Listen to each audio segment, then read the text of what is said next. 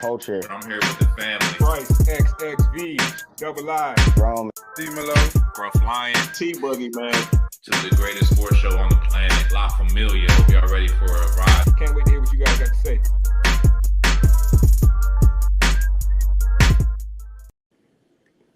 Yes, sir. Yes, sir. You know what it is. Your favorite late night sports show back on the air. Another Tuesday. It is Gas Presents Sports for the Culture. I am tonight's host, your boy Young Rome 22 on all socials as always, man. Do me a favor if you're watching on YouTube, hit that like button, hit that subscribe button, and I'm gonna go ahead and kick it to the fellas to introduce themselves. I'll start with my guy on the bottom tonight. Pause. Super not freaky. But no, man, what's up, fellas, man? Happy Tuesday to you guys, and most importantly to our fans in the United States. I hope you guys went out to vote, ladies and fellas. Today's a good day, man, to be a voter, man. Whether your so-called vote won or lost, it's still a good day to feel proud to be American, man, because you got to apply one of your civil liberties to vote. Yeah, yes, sir, man. And all the states that had to vote today, I hope if you are eligible to vote, you went out and participated. I know I did. And, you know, I know sports are getting bad for me. When JD5 got hurt, I just dove right into politics. I've been nothing but politics since Sunday Night Football. But, you know, you got to be well informed before you go cast your vote. So that's where I was getting at with that. Let me kick it to the top left. At Bryce, XXV, Double I, a.k.a. Mr. Big Leaguer. Yeah, Rome. I was disappointed too, bruh. That JD5 injury, that John hurt me, bruh. I'm still upset about that one, man. I still don't know how to react. I feel like I'm still a little numb to it. But another season down the drain. But yeah, man, I'm excited for the show tonight. Got a lot of stuff to talk about. NFL trade deadline. Excited to get into that. I think it was some big moves made. So excited to hear y'all's thoughts on it. Yes, sir, man. NFL trade deadline was today. It closed officially at 4 p.m. Lots of big moves that we're going to get into there. We're also going to get into a little bit of NBA topics, some Morant drama, some Jeremiah Green. We'll get into all that a little bit later. But first, let's start with that NFL trade deadline. And the biggest one, man, the biggest one of the day was the Jets basically had a fire sale. Their big trade, they traded Sauce Gardner to the Indianapolis Colts for 2 first-round picks. They also traded Quentin Williams, but before we get to the Williams trade, I want to get y'all's thoughts on Sauce Gardner. In my opinion, he's one of the top 5 corners in the league. But 2 first-round picks, one this year, one next year, is a little hefty. So did the Colts? What do you think that signals for the Colts? Are they all in for this year? Did they give up a little bit too much for Sauce Gardner? Is he really worth that? G, I'll start with you on this one. I think they're trying to go for the overkill. I know he's not gonna. I don't think is he coming back from that knee injury? I don't know if he's coming back. I think they're gonna let him sit for a little bit. But I think they're trying to go for overkill. They saw what their defense did against the Steelers. And this is a kid that plays outside. Like, this is not a dome player. So, like, he's not going to be too scared about the weather. I think that's one of the reasons why the Steelers got that over the Colts. But overall, they're trying to go for it all right now. You don't have to pay Daniel Jones nothing right now. He's just signed on a 1-year deal. You get to go negotiate on something. But if you're going for the kill, this is the perfect way. Because right now, the person believes this is the only NFL season where, like, no one team showed you they're that dominant. If you look at any of these guys that are contender, can they beat the Eagles from last year? The Eagles themselves couldn't beat the Eagles from last year. Their current Eagles squad. Can these teams this year beat any of the Chiefs team from last year? I don't think so neither. I think right now we don't have one dominant team, and like these guys are trying to make trades to show that, hey man, we're trying to go for the kill. And I like it for the Colts. I like it a lot. In your opinion, though, is Sauce Gardner that type of killer level player? Did they really go? They're attempting to go for the kill, but do you think this is a killer move? In a division where you have a lot of gunslingers, yeah. Like there's a lot of decent receivers out there, but a lot better quarterbacks. And I think this is where like you gotta even out the playing field. Yeah, 2 first-round picks, man. I think it's going to be a lot for Sauce to live up to. Bryce, man, what are your thoughts on this trade, and do you think the Colts give up too much? Man, let's not forget they gave up 2 first-round picks, and I also think they threw Adonai Mitchell in that deal too. That's a promising young Yeah. receiver who honestly I'm kind of high on. I think he's going to be a good player down the line. To me, 2 first-round picks is a lot. I like that they doubled down on what I feel like. The defense is a strength. I mean, the offense is a strength, defense is a strength. So they doubled down on the defense. It's already been good this season. I can't be mad at that. 2 first-round picks. I don't know. You start to wonder, like, you don't see corners in their prime get moved typically, especially ones that just got big deals. And I get that the Jets are in a position where they're kind of fire sailing, building for the future, but Sauce Gardner is young enough that you would think he would be a part of that future. Sometimes when I see certain players move, I'm like, maybe he's not the guy that they thought he was. The Jets thought he was. I feel like Sauce Gardner, while he is a playmaking corner, I don't typically think of him as a lockdown. I don't think of him as like a Derek Stingley or like a Pat Surtain, but he is in that class right below that. So I think it's a good addition for the Colts. I just wonder how detrimental it's going to be to their long-term success. Like, obviously, they're all in on this team they have right now, and they're all in on Daniel Jones. This is what it tells me because, like, you give up 2 first-round picks, you're not building around Daniel Jones a whole lot, at least not with top-tier talent for these next couple of years. And that would be the only thing that worried me if I was a Colts fan. Yeah, you made a good point. If you're giving up 2 first-round picks, one thing you're not doing is building up young talent around Daniel Jones. Another thing you're not doing is drafting a first-round replacement for Daniel Jones. So does this signify that they're going to be sticking with Daniel Jones longer term? That's what it signifies to me. Or maybe they still got plans for Anthony Richardson. Who really knows? But I also want to touch on it for the Jets side of the ball. Bryce, you've been really critical of Aaron Glenn. Do you think these trades help him out long term in any way? Hell nah. If anything, these trades say that Aaron Glenn about to get up out of there. And I've been like reluctantly critical of Aaron Glenn because I wanted Aaron Glenn to succeed. I just knew the moment I saw him dancing on the sideline and then losing 2 minutes later that it was a wrap. But you're getting rid of Quinnen Williams and Sauce Gardner all in one swoop. Like, that's your defense right there, right? I mean, but does that defense fit his defensive scheme though? I think that's one of those reasons why if you're the Jets and you're the GM, your head coach and how he does his defensive scheme. That if you don't think these guys really complement it, then you don't mind them going and getting more asset because you already know you got to rebuild your defense. Your offensive line is horrible, and you're gonna need a quarterback. yeah. I mean, you make a good point. I don't know, bro. I just feel like if you're the Jets, like, you just really traded away like some cornerstones. I thought Quinnen Williams was a hell of a player. Again, I like Sauce Gardner too. I just feel like, man, to me, the Jets are cleaning house, and when you're cleaning house, you don't stop at the coach. You know what I'm saying? Like, so my guess is that Aaron Glenn's out of there. I wouldn't be shocked to see the Jets try to move some more players in the offseason. But see, you know why I can't say Aaron Glenn is out of there? Because they didn't give him on a shot. Like, the Jets knew their defense was mid at best. Wasn't this Did they, bro? Like, their defense was supposed to be what was going to keep them in games. Like, that was their strength when Robert Saleh was there just a couple of years ago. Like, the Jets defense has been the pillar of the Jets for the past few seasons. It's been the offense that couldn't get right. Bringing in Aaron Glenn, I thought was like, making sure that their defense was still good. He was a defensive coach.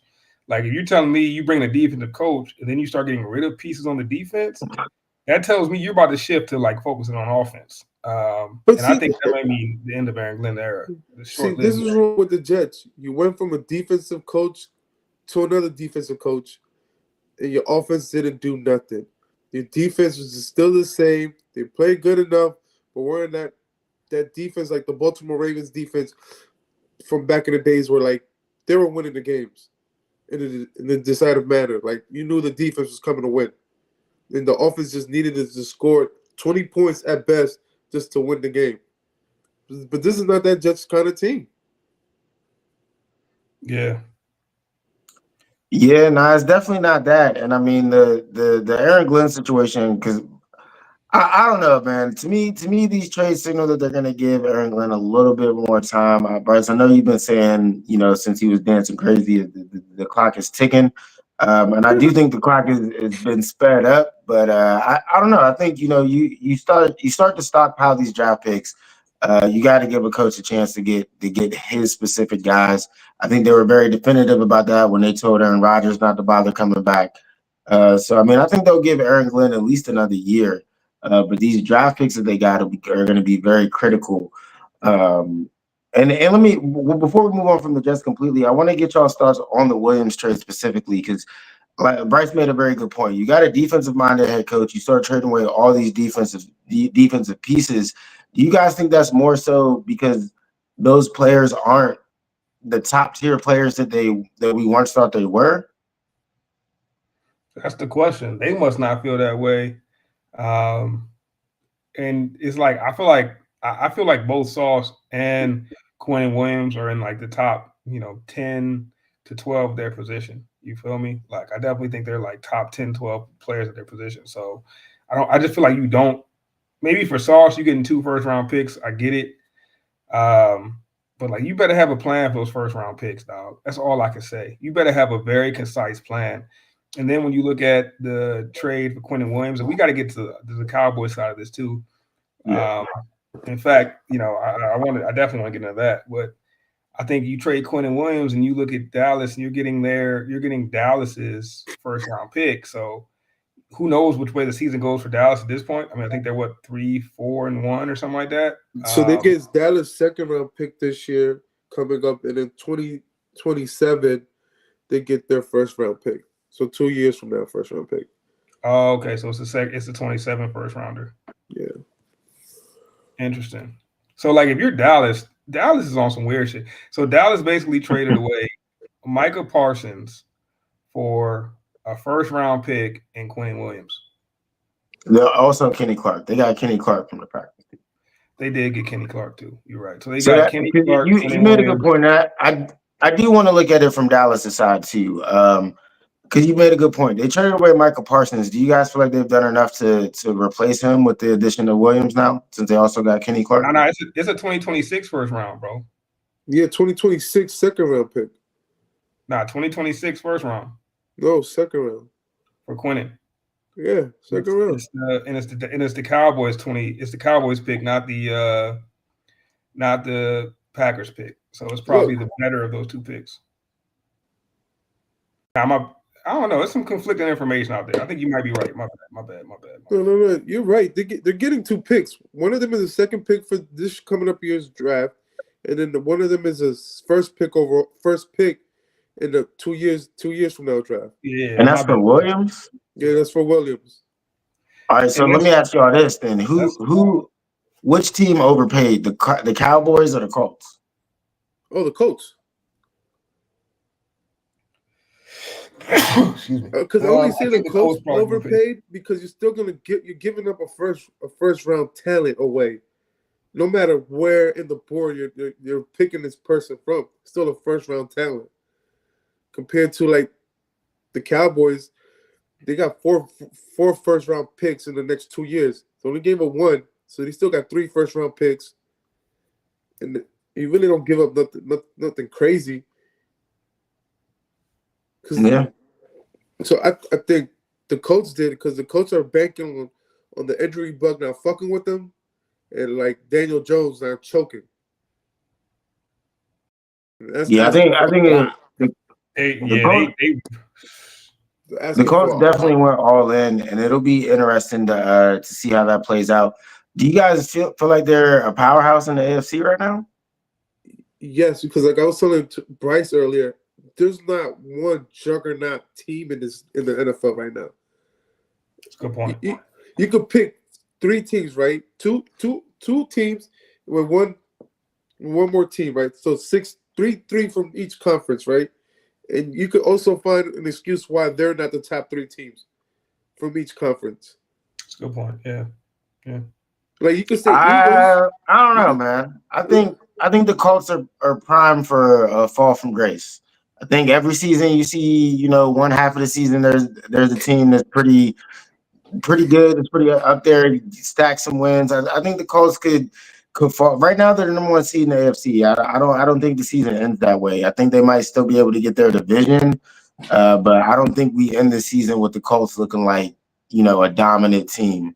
And the wild thing about the point you're making right there, Rome, is like we're fresh off a game where like we saw bad Daniel Jones, bro. I don't know if y'all got to see some of that Steelers game, but that was the Daniel Jones I'm sure G remembers from the Giants days, right? But what's crazy? If you look at the stats of his receivers, he still had 2 receivers that had over 100 yards receiving. He did, but there was an ugly pick. That pick to the linebacker that Peyton Wilson picked off. Yeah, that jump was ugly, man. That was like, oh yeah, that's the Daniel Jones I remember. All right, and like me personally, I don't want to, and don't get me wrong, because we've seen it happen with quarterbacks recently turn their shit around. Sam Darnold, Baker Mayfield, 2 perfect examples, right? But 9 games in, I'm not sure I'm ready to put all the chips on Daniel Jones, bro. That, as a GM, I'm not sure I'd be willing to do that just 9 games in. I would need a little larger sample size before I was like, yeah, we going for it. Yeah, I agree with that because I think people will start to overrate these guys on their comeback stories a little bit too soon. You look at Geno, yes, he had a great comeback story, but you look at him right now, Sam Darnold's still keeping it going, but how long do we think Sam Darnold is going to play at a super high level? You know what I mean? Like, so even with Daniel Jones, I would tell people to lower their expectations because yes, he's playing at a high level currently or was up until last week, but that doesn't mean that all of a sudden he's amongst the elites. So yeah, I would tell Colts fans to pump the brakes a little bit there, but I do think they still have a strong chance of winning that division. Let's keep it pushing on the NFL trades though. Another trade I want to get to real quick is the trade the Saints made to the Seahawks. Speaking of Sam Darnold, he just got an upgraded receiver. What did y'all think about that trade for the Seahawks, and does that put them in position to not only win the NFC West, but I'll ask you the same question about them that I asked about the Colts? Are they a powerhouse in the NFC? Nah, I ain't buying them as a powerhouse, but I am buying all of the Jackson Smith and Jigba stock right now, bro. Like, dog, he bought the if you thought he was going crazy before, he was going crazy without someone to take the top off. He was playing opposite Cooper Kupp, who's not taking the top off the defense. You put Rashid Shaheed on the other side, somebody with legitimate burners, bro, that defenses have to be aware of, who's going to be running 9 routes all game.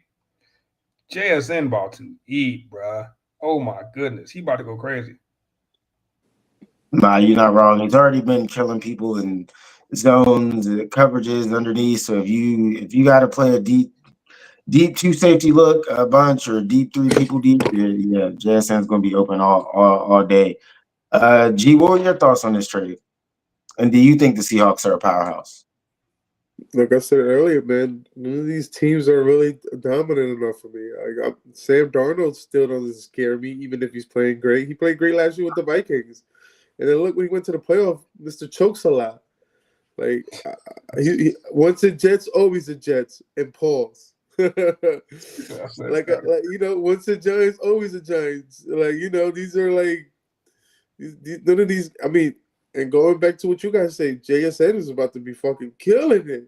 If you guys are talking about Puka Nacua being that guy, the fuck we about to call JSN? Hey, so I mean, I asked if they're going to be a powerhouse. Y'all hyping JSN up, but I don't hear no love for the overall team. Bro, I think it's like because it's kind of the same way I think we both felt about Daniel Jones, bro. Like, as much as I want to believe in the Sam Darnold, like, I mean, I just watched Sam Darnold damn near have a perfect passer rating against my team and drop 4 tuds, no picks. But, like, it's hard for me to believe in Sam Darnold, bro, like, long term. And I think I'm basing it mostly off of the collapse he had with the Vikings last season, where, I mean, hell of a regular season until the last 3 weeks of it, and it was a straight collapse going into the playoffs, and he became the old Sam Darnold that was seeing ghosts. So never do that again, G. But yeah, that was a foul. That was a foul. Jesus, man, that's a 15-yard penalty, unsportsmanlike conduct, bro. That's your first penalty toward disqualification. I was about to say the same shit. Hey, you better get a John Morant, bro. That's about to be a 1-game suspension out here. I'm about to say that last one. That was another suspension right there. You actually out of the game now, bro. For being wild in the night. But nah, man, I don't trust the quarterbacks on either of those teams. We'll see, man. If y'all had to choose one that would be more successful down the stretch, Daniel Jones or Sam Darnold, like, who are y'all taking? Who y'all willing to put? Oh man, that's an excellent question. Ooh, that's a tough one, bro. Because you made a good point with the Sam Darnold collapse last year. That's kind of why I'm not buying the Seahawks personally myself right now. Man, I gotta lean Daniel Jones, but I'm not leaning that based off quarterback play. I'm leaning that off Jonathan Taylor. Yo, I was gonna say the same thing. For me, it's who has a better supporting cast, and Jonathan Taylor is that much better than whatever the Seattle has as a running back between its Walker and what's the other guy's name? Carbonet. They're both dogs. Yeah, but compared to Jonathan Taylor, who's better? But yeah. You know what I mean? Even those two combined will beat Jonathan Taylor. And then Pittman is an elite receiver. Like, he's really slept on. Yeah, Pittman's very slept on. You get what I'm saying? I'm not gonna say like, oh, he's like right there to JSN, but he's not far off neither. It's a jump, but compared to the jumping running back, like I gotta say Mac Jones have the better support. Damn, that's tough for me, bro, because I feel like you got the two-headed monster in Seattle. Like, we know Jonathan Taylor, knock on wood, bro. My desk right here is wood. Like, you would hate for Jonathan Taylor to go down. Don't say it. I'm just saying we know his track record, right? So, like, if in the Seahawks case, if Kenneth Walker goes down, Charbonnet stepping right up and can damn near do the same thing. You know what I'm saying? And then, like, as far as receivers go, JSN is on another level than Michael Pittman. Then you got Cooper Kupp on the other side, who's a veteran. I think I would lean Sam Darnold just because, like, I would bank on Sam Darnold learning from his mistake last year than I would Daniel Jones continuing this pace he's on. Like, if I had to pick one, I feel like both are going to end up failing. But if I had to pick one. Yeah, I could definitely see a world where both of them have a little bit of a collapse. We definitely got some more NFL topics that we're going to touch on. We'll save those for another show. Anything in the NFL y'all want to get off before we move on? Man, we talking about like teams that might collapse down the stretch. I got to talk about this collapse of the Commanders, bro. And I want to hear what y'all's thoughts are on like the Jayden Daniels injury and if like Dan Quinn should be blamed for, leaving Jayden in the game for too long in a blowout. That's one NFL topic I got to hear. Hey, so I mean, I'll give my quick thoughts on Dan Quinn. I think it was a little bit egregious that he left Jayden in with that little bit of time left in the game. It is what it is, though. I hate to look at injuries in that way because I do think it's a contact sport. You can get hurt at any moment of the game. If you got hurt in the first quarter, we wouldn't have had that take. But hindsight is 20/20, right? So in hindsight, it looks very foolish for Dan Quinn to have left Jayden Daniels in that game at that moment. But you asked about the collapse of the Commanders. I don't think that's necessarily tied to the collapse. I think that's more of like the icing on the collapse. So the icing on the collapse cake. Yeah. Nah, I feel you, bro. I don't know, man. I feel like I blame Dan Quinn, bro, because like I feel like smart teams down 38-7 not gonna have their franchise quarterback in the game. Gee, you disagree with that? I disagree, man. Like my whole thing when it comes to that, man, you're gonna let your guys play because they gotta show some heart. Like they still following the coach lead, and the coach is trying to make sure you guys don't give up the mentality of trying to win, no matter what. Like look at Joe Flacco. Man was down like 2 tubs for like less than 2 minutes. With 2 minutes, if I'm not mistaken, like it came back. Now his defense didn't win him the game, but nonetheless, like what was it like? They were 41 and 21 or some crazy shit like that. And the Bengals came back to almost win the game. So it's just like you're gonna play until it's like all right. They had more than 7 minutes in the fourth quarter though. Okay, You see what I'm saying? Still, like they took it there to like, all right, fuck it. And it was just, I just put this down as a freak injury, bro. Like it is what it is. Like it's the NFL, man. Like just one bad landing. Look at Scatterboo.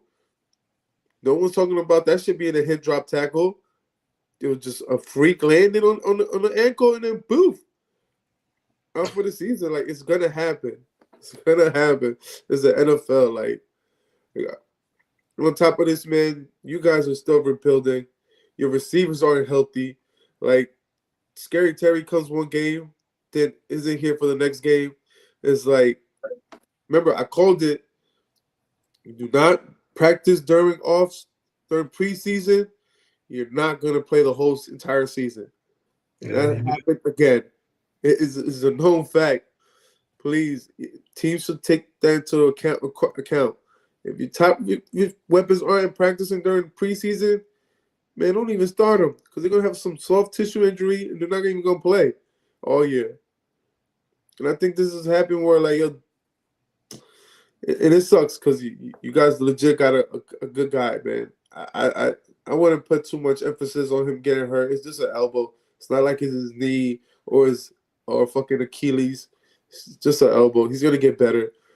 Shit happens in baseball. Non-throwing arm too, so that's a good. Yeah, that's what I'm saying. Like it's like you guys are just overreacting because you got to see a guy get hurt. But after that, man, this kid is still gonna be a stud. Just get him some receivers, man. Well, let me ask you this, G, because they did place I believe Marshawn Lattimore and Luke McCaffrey on IR, but not Jayden Daniels. So that does leave the door open for Jayden to come back. If he's healthy enough to come back, even though the season's lost, would you still play him? No, at that point, it's like, why would you play him? Like the season is lost already. You're not gonna play him no more. So you were fine with playing him when the game was lost, but you don't want to play him when the season is lost. All right. Bryce, if Jayden is able to come back this season, would you? Because at this point, it's like he's losing to everybody. Like, when is Josh Brown is gonna come back? He hasn't even played all season, has he? Hey, but if there is no point for him to play the last 2 to 3 games, and there was no point for him to play the last 7 minutes of that game. He should have never played from the beginning of the season because you guys never had a roster. Okay, now you just talking shit. All right, G, you got it. All right, would you roll him out there, Bryce? You would have you'd have to be in striking distance of a playoff berth, bro. Which would mean Mariota probably got to win 3 or 4 straight games. You know what I'm saying? Which is unlikely.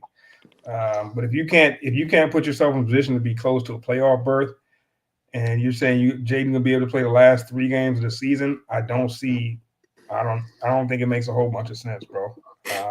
Honestly, I was shocked that the Commanders weren't sellers at the deadline, bro, which tells me that they still got holding out hope that they can still try to make a run. Because to me, they should have been selling a little bit, bro, and just preparing for next year, man. Get Jayden right and go at it again next season, bro. But I wouldn't play him unless you're somehow 500 with 3 or 4 games to go. I wouldn't play him. I'm surprised you guys didn't try to make a move for Breece Hall because you guys need a running back. Your boy Bill, I don't even know why I'm calling him Bill. He a scrub. Bro, Bill is not a scrub, but Bill hasn't been running with a lot of decisiveness recently. But the whole team hasn't been playing with a lot of decisiveness, if you ask me. It's like everybody's questioning himself every play out there, bro. Like, I mean, the problem with the Commanders' run game is 2 things. One is Cliff not really willing to stick with it. 2, G, is your point about players that didn't get to practice in camp and got out there late. Sam Cosmi, Pro Bowl right guard, he's a stud, but he was on the PUP list for half the season. And Bryce, you can peep the film. If you look at it, Cosmi is not back yet. He's out of place a lot of the time. The chemistry with him and Connerly on the right side is horrible.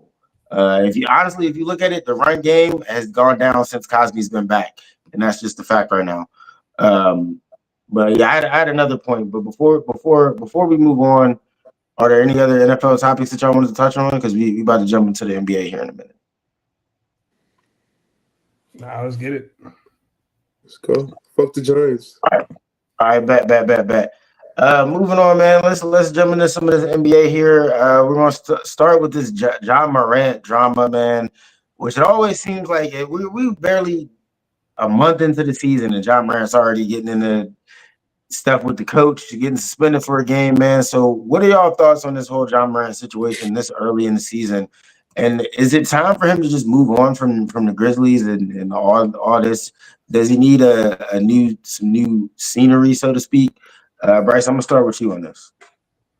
Yeah, bro. The John Morant drama is strange, bro, because like I keep asking myself, what has really happened here? You know what I'm saying? It's like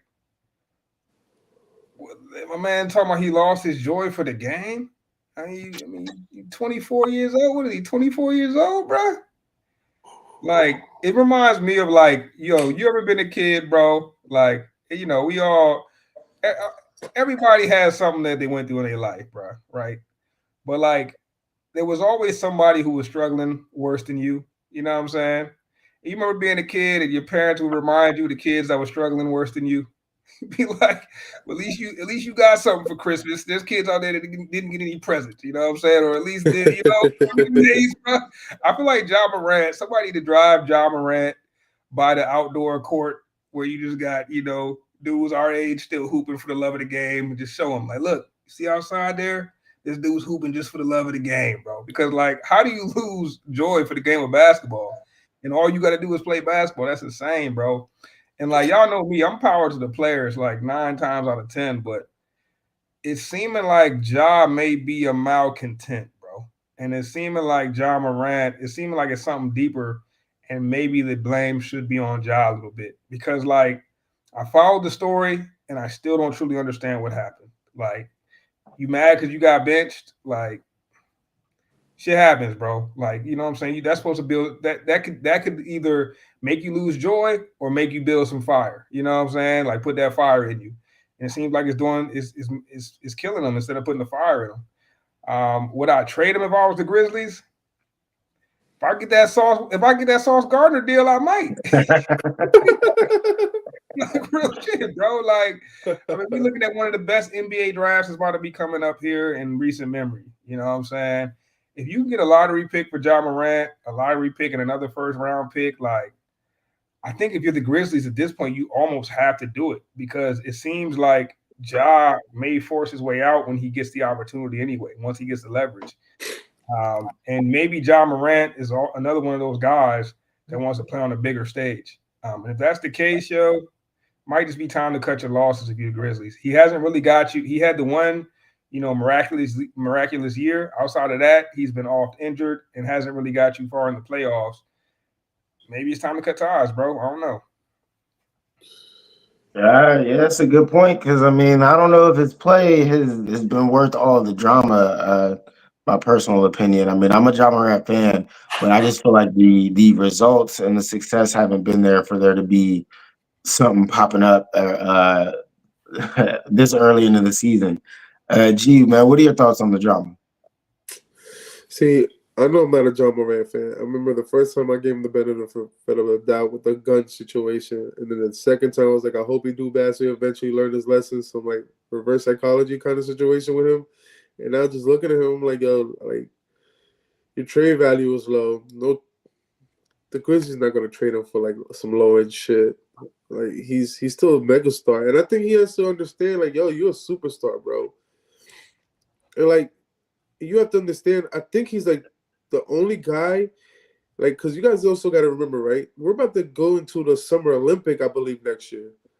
And Nike doesn't have a real USA athlete on the roster that plays his position.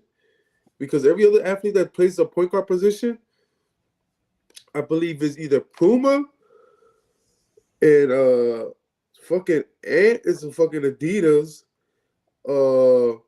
What's my boy for the Sixers, the point? What's his name? Fuck, I can't remember. Fuck, what's his name? Who's six the point guard? Maxi, if I'm not mistaken, he's Reeboks. he's like, New Balance. He's a New Balance guy. He's New Balance.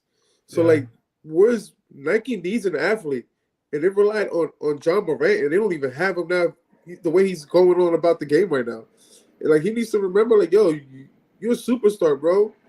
All eyes are you gonna be on you, whether you fucking leave Memphis or you go to New York or you go to Atlanta or you go to Los Angeles. Shit, if you go to Utah, all eyes are on you. Right now, he has one of the hottest sneakers in the game right now. I think he has. I think Nike went out and made him a good basketball sneaker. Like it's fly, in my opinion. And I think he just needs to remember, like, yo, there's always going to be eyes on you. There's always going to be some sort of criticism on you. You just got to know how to like play right through it. I think he needs to call AI and ask him for some kind of advice. If you like, I've been watching a bunch of AI post Hall of Fame speech, and like my man is like he's been talking about growth. And he has a new book come out talking about like how God changed his life, gave him an opportunity to be the player that he is. And I think John Morant just needs to just get himself line himself up. You know what I mean? And like this is still a good guy. Like he has nothing done anything crazy. Like what last year he got suspended for throwing a fake grenade or Yeah, fake that was rocket insane. launcher. It's like, yo, like, why? And then the team suspending them for a game for Like conduct. yeah, like They don't tell us what the conduct was. Like, what was it? What are y'all suspending them for? Like, you get what I'm saying? Like he just needs to remember, like, yo, dude, like they're gonna criticize you no matter what. Just go out there and ball. Make sure like the team fucks with the team. I think this team still likes him. If at the end of the day, man, your head coach is gonna end up losing his job before you are, because no owner is gonna let you walk out that fucking door, knowing who you are and what kind of fucking people you bring into the stadium. Ain't no fucking GM is that crazy enough to trade you. I mean, that Lucas shit was something wild, but that's not happening again. Yeah, they need to just go ahead and free John Morant from Memphis, from the Grizzlies, man. It's So not working out. what hypothetical team should he go to?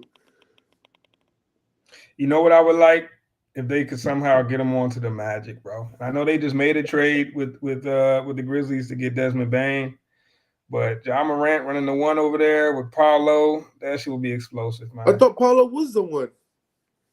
Nah, Paulo, he like 3-4.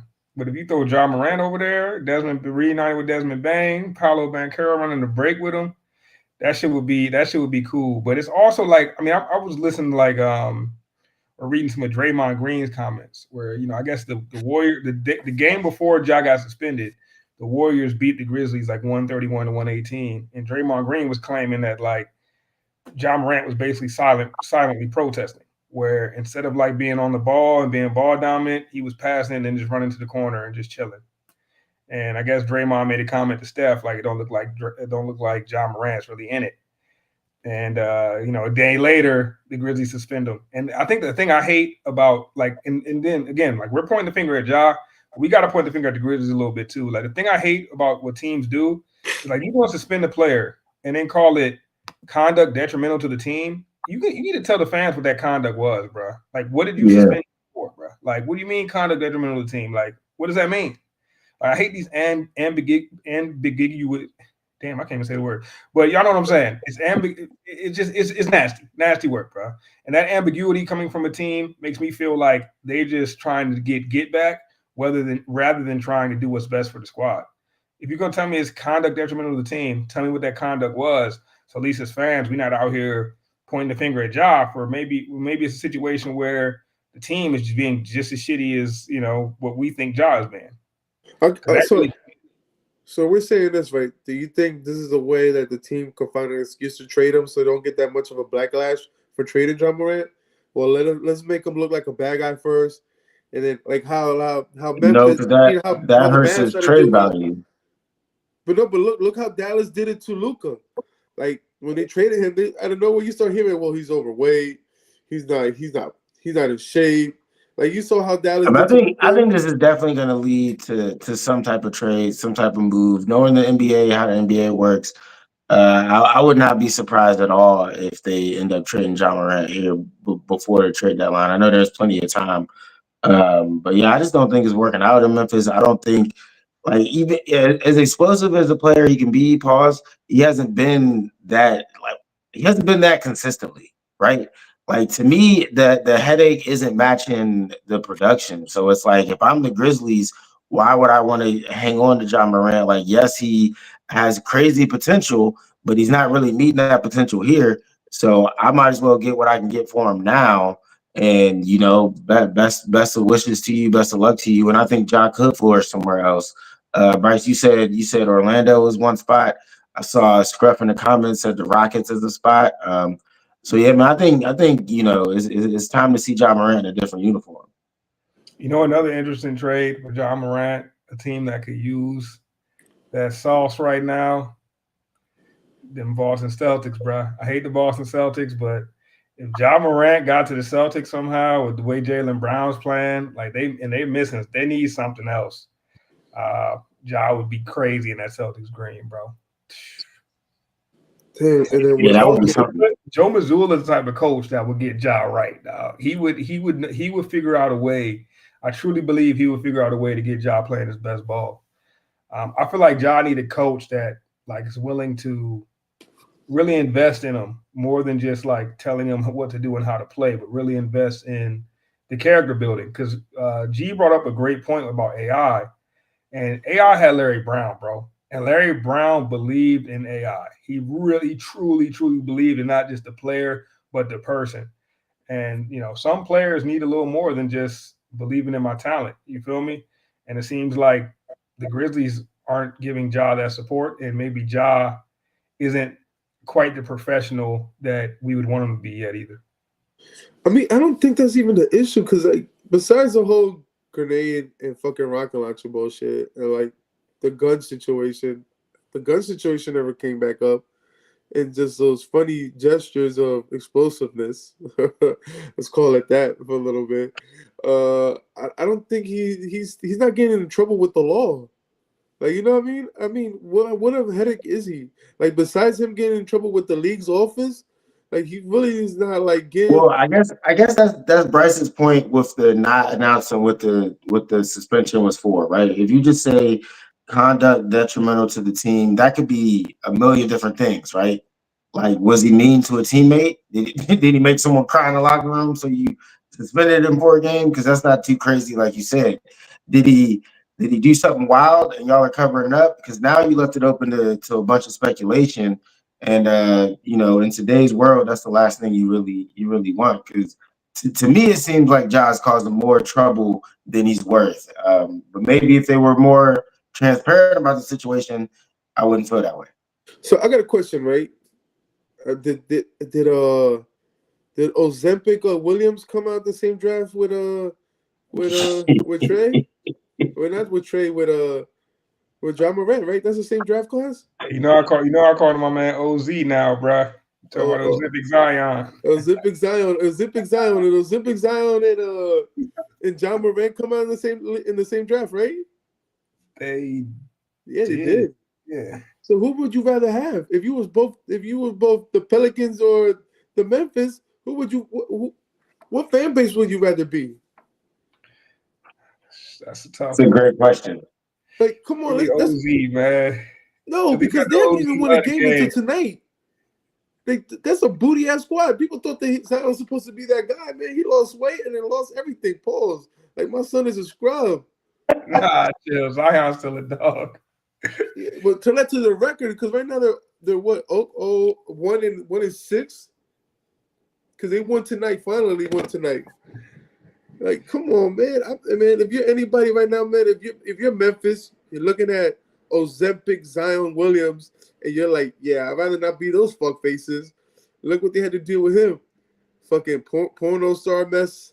My man can't. Yeah, I think I would still take Ja. I think I would still take Ja, bro. Yeah, that's crazy. Like, Zion's weight is up and down, and he's messing with a girl whose mental is up and down, and yeah, I think I would take Ja. If your best player likes BBLs like that, man, I fucked up. As a GM, I fucked up. I'm like, that's fucked up. That shit crazy. My son fucked up. My son didn't let him out. You see why your man's mom don't let him out? Because your man's might do the same thing what Zion might do. That's why respect your man's moms. Zion a wild boy for popping out with that one.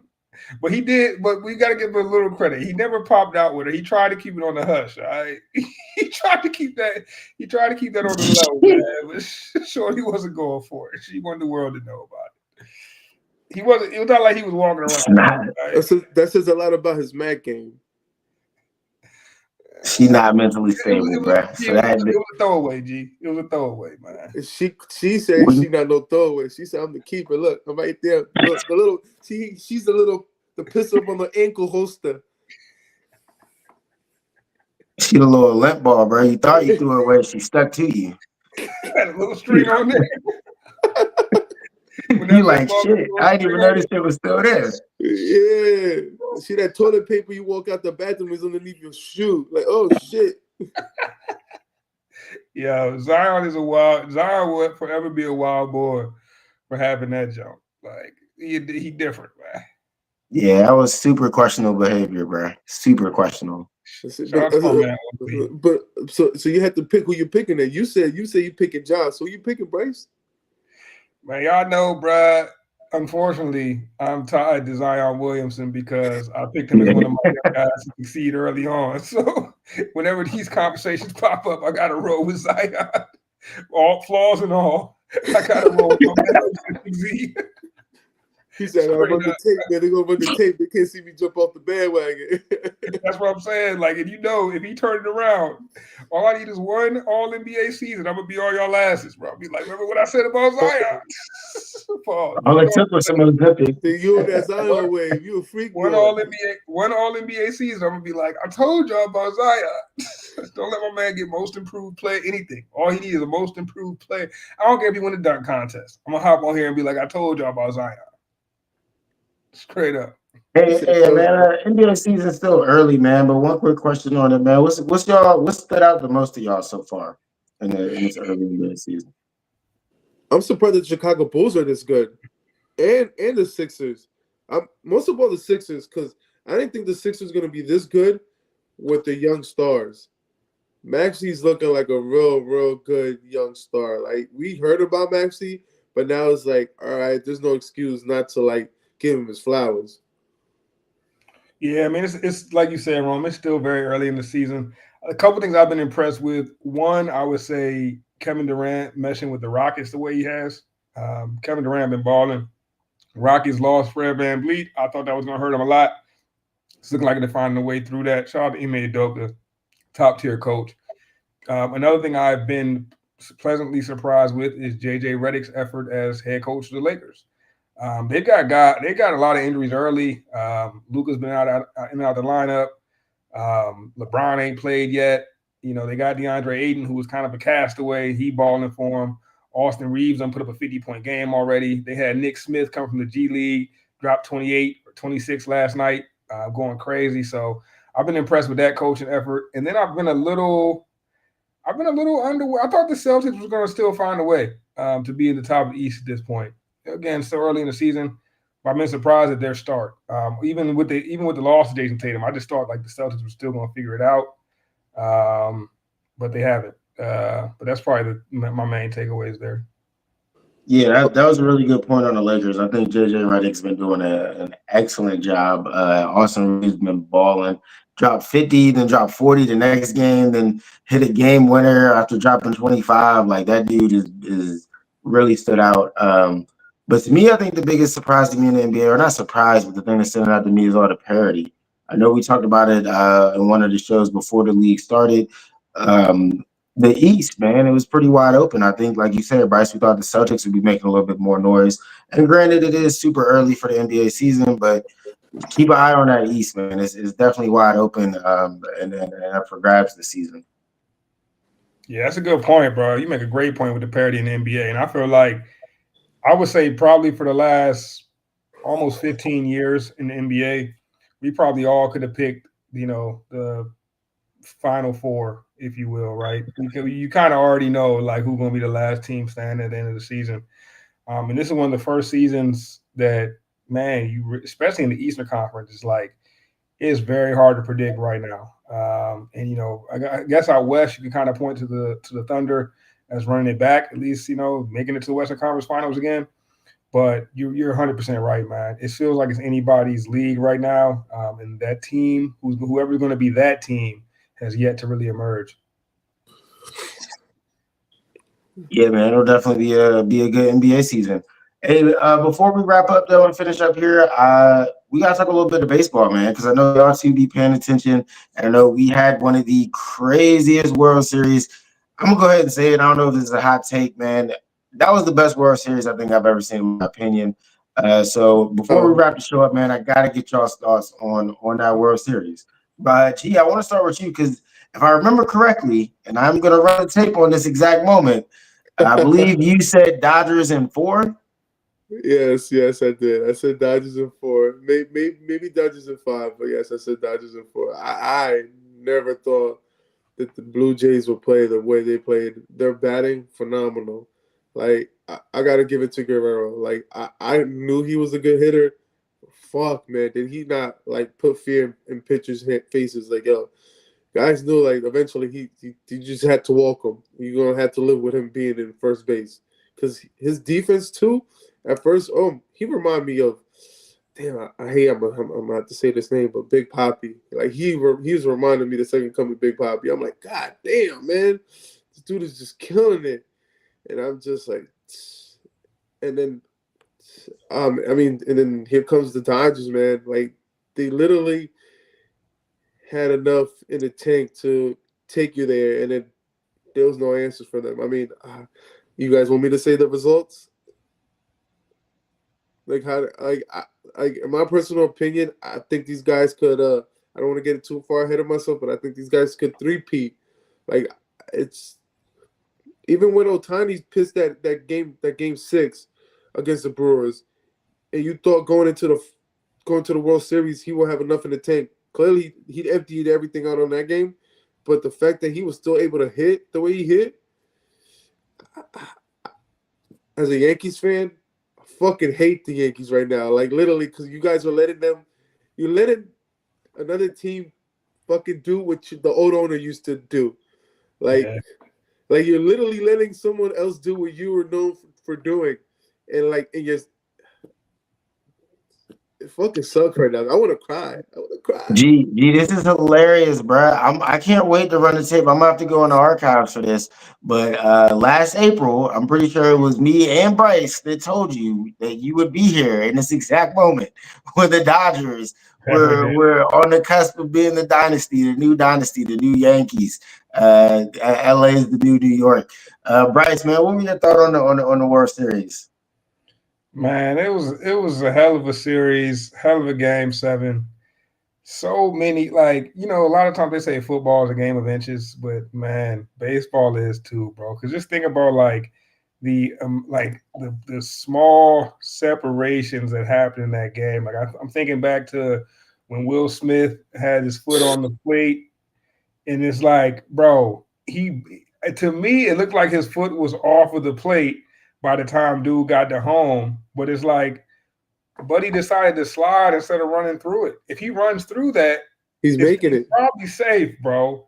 And I don't know why it slipped in my mind which player that was, but like, if he runs through that plate, he's probably safe. But Will Smith, I mean, to me, it looked like Will Smith's foot was almost hit the plate at the same time as the runner slid in, and it's like a tie is supposed to go to the runner. You know what I'm saying? And then like a couple, or then like you think about, you mentioned Vlad Guerrero, but like Vlad Guerrero had the big double in the bottom of the, what was that? I guess that was like, was it the 11th? So it was extras, right? Game 7, I think there was only. I don't think we went past inning 10th. Okay, so whatever it was, bro, Vlad had the big double, but like that double off the bat looked like a homer, bro. Like that big double, I thought that off the bat, I thought that was a homer. It was like was 11. Yeah, it's like, that double in the bottom of the 11 for Vlad, like a line drive homer to me. I'm like, hold up, did he get all of that? And then like that would have been game for the Blue Jays, but he just barely missed it. And it's like, man, it was so many things. But then when the Blue Jays, like I think in the bottom of the 10th, they had an opportunity to win the game, and they had a ground out. They had a ground out to make it 2 outs, and then they had a pop fly for the third out. If that pop fly happened the second out, that would have brought the runner from third home. And it was like, that would have been game over. And it was like so many small plays that separated it. Man, you got to give it to Yamamoto, man. That dude is unbelievable, bro. To pitch, basically, to have your full start the game before and then come back and pitch the last, 3 innings, bro? Like, And don't get me wrong, he was shaky at times, bro. Couple walks, uncharacteristic walks where he was just missing his mark on pitches. But damn, when it was time to lock in, when the count was full and it was time to lock in, he was throwing that shit exactly where he needed it to be.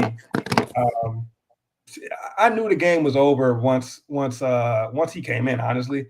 But it was a great series, man. A hell of a game 7. And for everybody, especially the folks on this show that love to get on this show and say that baseball is boring, I'm looking at you, T. I'm looking at Scruff too, honestly. Because they be trying to shit on baseball, but like, bruh, it's America's pastime for a reason. It's one of the highest paid individual players for a reason, bro. Like, we're guaranteed money. Yeah, baseball is an unbelievable sport, bro. And like, it's something you can't replicate in other sports. The suspense that happens in a baseball game, the only other sport that gets close to it, in my opinion, is golf, bro. Because like golf, you're waiting around for just like a single swing, a single putt. Like, there's nothing like when Tiger Woods on top of the world and he would putt that shit and everybody just watching that ball travel slowly as shit to the hole. You know what I'm saying? Like, that's the only thing that's close to me. Because like, you're waiting around for just one hit to change the game. Bro, baseball is a one-of-a-kind sport, bro. Like, I love it. You know what's crazy about this? Baseball during this World Series run had a better viewing than the NBA Finals the last 2 years. And remember, I was literally telling T that one time, like, bro, like, people watching baseball, people don't know how much baseball is truly watched, especially when you take into account that there's 162 of these games. So, like, even if people were just watching half of them at the same rate that they're watching an NBA game, they still watching more baseball. You know what I'm saying? Like, so my thing is, this is why I hate the NBA sometimes, because players complain about playing too many games. But look at baseball. Baseball played damn near double the amount of basketball games, and they playing outside. Yeah, no, I mean, a great comparison, and we can save this debate for when T and them are on the show. This is honestly an interesting combo, but a great comparison is hockey. They also play 82 games. I don't really hear about Ovechkin load managing much. But the last thing I want to get on the World Series, man, I just want to know, and we're about to wrap up, where do y'all rank this World Series all time, though? Like I said when we started, this is the greatest World Series that I think I've ever watched. I would have to put it right up there with the Kurt Schilling, bloody sock, all that. So, Bryce, man, where do you rank this World Series? I mean, it'll never be number one for me because, like, my Nationals won the World Series. And honestly, we did it in dramatic fashion as well. No, we did, though. We did it in dramatic fashion, bro. But so that would always be number one for me. Like, I think back to like the Big Papi performances. It was at 2004 when Big Papi was going crazy. That 2020, I think that was the 2020 series when the Astros, like Carlos Correa, like matched Big Papi's walk-off record. That was kind of crazy. This one was good, though. This one was really good. I mean, all the things we saw in this one, from Ohtani striking out the side, getting a hit, the 16-inning game, like this was a wild one, bro. This was definitely a wild one. But what Ohtani, I feel like Ohtani's best games was like the series before the World Series, right? Like he was good, but and all that. Yeah, he was good, but I mean, like, a lot of these World Series games to me were kind of, I shouldn't say lopsided, but they weren't like super close. But Game 7 was everything it was supposed to be, straight up. Like Game 7, unbelievable. Games 1 through 5, solid, but Game 7 was unbelievable. So that Game 7 alone was like made it all worth it for sure. Damn, I'm salty though. I wanted the Blue Jays to win it, bro. Like, I'm salty. Yeah, I was going for Toronto also. G, where would you rank this one all time, Mr. Yankee fan? Oof. I'm gonna have to put it. See, for me, 09, I put up 09 because everything was going great in New York in 09. 09 for me is my best World Series. You had New York. Oh my God. You had Jay and Alicia Keys out there performing. Oh shit! Oh man! Damn. I mean, that was a wild one too, though. I remember that performance very well. I mean, I'm not gonna put this none of these against my Yankees World Series, of course. But if I had to, I put this in. I didn't care so much about the Subway Series. I put it right above the Subway Series. The Yankees versus the Mets Subway Series. I put that right there, but because I can't just put the Dodgers in front of my Yankees like that neither. Fuck out of here. This is wrong man's over here glorified about Juan Soto best fucking postseason run ever, but like in my personal opinion, Juan Soto was like one of the best postseason runs I ever got to see from a batter perspective. He went against some crazy pitching, and was he a rookie? Nah, that wasn't. No, he wasn't a rookie, right? Year. Nah, Might have been This a is rookie. like his third or fourth. That was like his second year, right? Yeah, I think so. Second year. Even then, like if you're gonna be a fan about baseball, look into that World Series run. Why Juan Soto got paid? Why he got paid? Yep. Because he didn't give a fuck about who was pitching. That motherfucker was gonna smack anything, and damn sure he did. And that's what made Juan Soto the legend that he is today. I think that's one of my favorite postseason performances because he did it All from the right, beginning I'm to the convinced, end. man. I wasn't going to be biased. Bryce went ahead and said the Nationals. I'm going to switch my pick. Nationals definitely had the greatest World Series run. Gee, you hyping it up too with Juan Soto, man. There's Because no that's the only question. one. Besides that, man, I don't think that the rest of your team was ass. Man, fuck y'all. Fuck out of here. Ain't better than Robinson Cano and second base, man. Y'all lineup cannot beat the 09 Yankees lineup. Bro, but the reason the Nationals World Series was so amazing, one, it went 7 games. 2, they were playing against like the most villainous team of all time, bro. That Astros team, I think they were fresh off of one World Series. Yeah. And then they just got caught for the sign stealing bullshit, right? So everybody knew that this team was they were a juiced up team, similar to the Dodgers. They had freaking 4 damn near Hall of Famers, right? I mean, you talk about Altuve, Correa might have a case, honestly. Shit, bunch of cheaters. But like it was another one of them teams where it was like, dog, this team is juiced up. The Nationals was the underdog, crazy underdog. And remember, the Nationals. Garrett Cole too. I forgot Garrett Cole's pitching for those bitch ass fucks. Right, and at one point that season, the Nationals were like record was like 20-43 or something crazy. Yeah, we weren't supposed to be there. Horrible, and they went on a crazy run for the rest of the season, bro. Like everybody wanted Davey Martinez fired. He put, we were not supposed to be there. That's one of the best seasons ever, bro. Steven Strasburg coming in after being like having this career, this up and down career, bro, where he never lived up to like what he was. Really didn't live up to the hype until that World Series. Nah, literally. Scherzer going crazy. Max Scherzer got hurt that series. Still pitched and won the game though. After having like some legend. What was the injury? He had like an elbow injury or something, right? Like something elbow or shoulder, something crazy, bro. Yeah, I lost Bryce Harper the start of the season to go to the Phillies. Oh my god. Lost Bryce Harper, dog. Like, bro, that team. We had my man Howie Kendricks going stupid, bro. Anthony Rendon. Hey, bro. Rendon was that dude still, man. Like, dog.